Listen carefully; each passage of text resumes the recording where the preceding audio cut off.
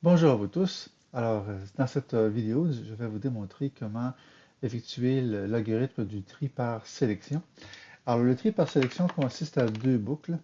Alors, la première, donc j'aurai i est égal à 0, i plus petit de n moins, moins 1, i plus plus, comme ceci, et dans laquelle j'aurai une autre boucle intérieure, dans laquelle j'aurai j est égal à i plus 1, j sera plus petit de n, et j plus plus comme ceci.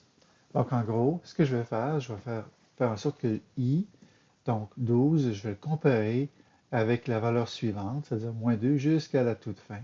Donc, de moins 2 jusqu'à 5, comme ceci.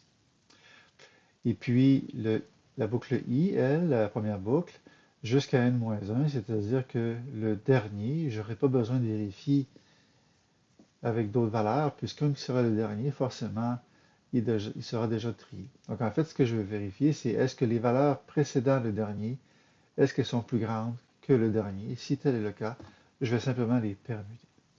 Alors ici, comme je le mentionnais, donc si jamais c'était le cas, donc est-ce que t de i est plus grand que t de j? Et si tel est le cas, alors je vais pouvoir dire que ma variable temporaire est égale à t de i. Par la suite, t de i égale à t de j. Et finalement, t de j égale à temp, tout simplement. Donc, je vais faire la permutation comme ceci. Donc, à l'exécution, on va se rendre compte qu'effectivement, les valeurs sont maintenant triées. Alors, je suis parti de 12, moins 2, 34, 63, moins 31 et 5, à moins 31, moins 2, 5, 12, 34 et 63. C'est ce qu'on appelle le tri par sélection, c'est-à-dire deux boucles, for l'une dans l'autre, dans lesquelles je compare l'élément avec les suivants. Et le tour est joué par la suite.